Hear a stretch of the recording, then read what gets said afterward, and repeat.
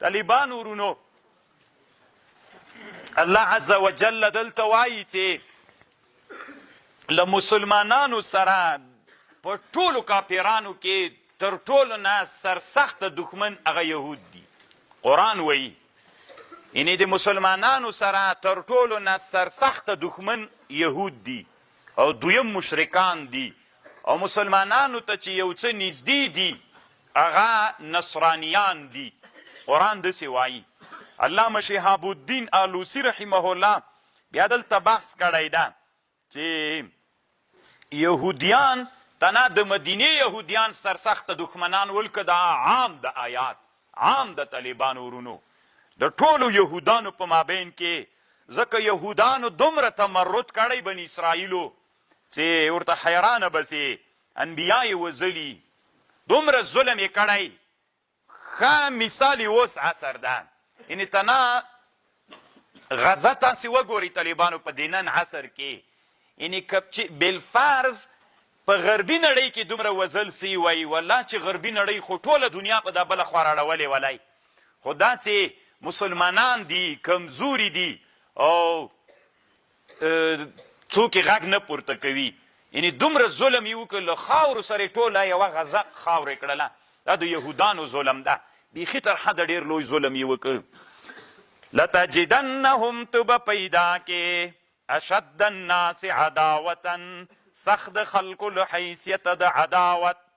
للذین آمنو لمؤمنانو سره څوک دي سخت دښمنۍ والا الیهود یهودان دي والذین اشرکو او مشرکان دي. دویم ولتجدنهم اقربهم مودتا او نږدې به پیدا به کې نږدې له حیثیت د دوستي مؤمنانو سره څوک الذین قالوا انا نصارى ذلك بأن منهم دا په سبب د دې چې په دوی کې قسیسین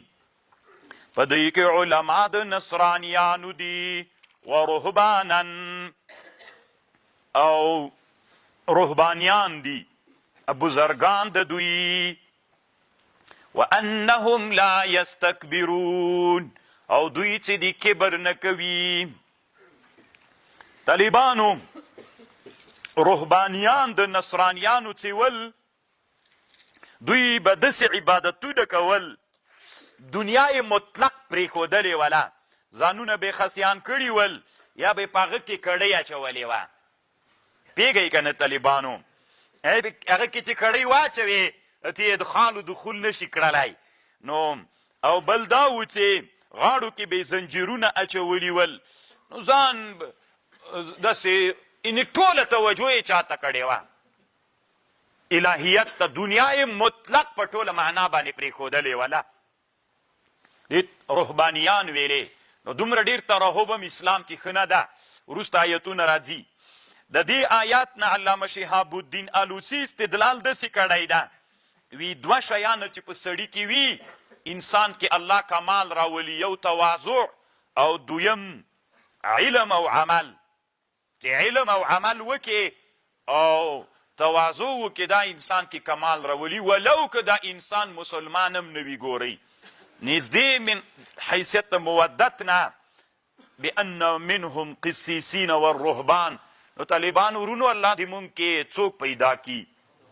تواضع پیدا کی. طالبان ورونو امام غزالی رحمه الله احیاء العلوم کې په دې بحث کوي غرور ولې سړي کې پیدا کیږي اسباب لري یو له اسبابو نه علم ده سړي کې چې الله علم پیدا کی په سړي کې کبر پیدا کیږي. سړی چې وسله واچوي مجاهد سي دا وسله سړي کې غرور پیدا کوي دا برک کوټ چې واغوندې وسله واچوي نو دغسې به غلی غلی روانې دلته به داسې روانې او دا سړي کې غرور پیدا کوي او ډېر عبادت په سړي کې غرور پیدا کوي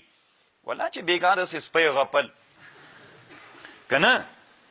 خلکو ته وریاد کي چې یعنې تهجدو ته راجي ګومه نو داسې څه نور اسباب لري نو بیا امام غزالی وایي دا اسباب دي ته به بیرته مقابله کوې چې ګراف در نه جیګ نسي. وَإِذَا سَمِعُوا مَا أُنزِلَ إِلَى الرَّسُولِ کله چې واوري دا نصرانیان ماغه قرآن چې نازل سوی د رسول الله ته ترى اعینهم توینې سترګې تفیض بیږي من الدمع له اوښکونه بما عرفوا من الحق په سبب دغه چې دوی اورېدلی د حق په سبب دغه چې پوهېدل دی په حق یقولون وایي د نصرانیان چې کله ایمان راوړي قرآن واوري چې قرآن واوري تاثیر پې وکړي ربنا آمنا ای رب دې مونږ ایمان راوړی فاکتبنا مع الشاهدین ولیکه مونږ له شاهدینو سره دغه کسانو سره چې هغه شاهدي وایي د نبي علیه السلام امت به په ورځ د قیامت په نور ادیانو شاهدي وایي که نو دی به موږ هم له هغه کسانو نه وګرځوه چې خو مؤمنان به سو بله ورځ یو چا یو ویډیو نشر کړې وله یو سړي د انجیل تلاوت کاو ما ویډیو بیا نشر کړله یو د انجیل تلاوت کو طالبانو د دغلې بغلې نغلې داسې یو سره قام ته یې هغه کوله که نه ښه غږ یې ده او بل تورات تلاوت کو بل د قرآن یو کوردی حافظ و هغه د قرآن وي تاسې دغسې فکر وکړئ چې و زمانه کې دا د تلاوت له لحاظه کم یو حق ده ډېر خوند یې کړي طالبانو وما لنا لا نؤمن بالله څه دي مونږ لره چې ایمان لا نؤمن طالبانو قرآن څه ده قرآن دا څه رقم قرآن ده چې د سړي زړه نه ورته په تنګېږي چې دا پکې ورننه خو ووتې طالبانو ورونو ته وي چې دا مسله را حل کړم هغه ماښام در باندې راورسېږي مسله پاتې شي یعنې هرې خوا ته چې ورځې علوم یې نه خلاصېږي بل کتاب څه ده د علامه سید قطب زه یوه یوه خبر تیر کوم طالبانه یوه صفحه وي په یوه ورځ کې 100 صفحې دی غږېدلي 200 صفحې غږېدلي یوه صفحه خبرې کې څومره ډېرې خبرې که ډېرې کوې که نه بیا به تاسې وي چې لیونی سوی وما لنا لا نؤمن بالله څه دي مونږ لره چې ایمان به نه لرو په الله وما جاءنا من الحق او څه دي او له وجې د هغه چې مونږ ته راغلی د حق ونطمع مونږ طمع لرو ان يدخلنا ربنا مونږ طمع لرو ان يدخلنا ربنا چې داخل مو کې رب مع القوم الصالحین لغه قوم سره چې صالحین دي فاصابهم الله ثواب ورک الله دوی ته ښه جزا ورکړه دوی ته بما قالو په سبب دغه خبرې چې دوی وکړل چې ایمان راوړ څه شی ورکړه جنات تجري من تحتها الانهار خالدین فيها وذلك جزاء المحسنین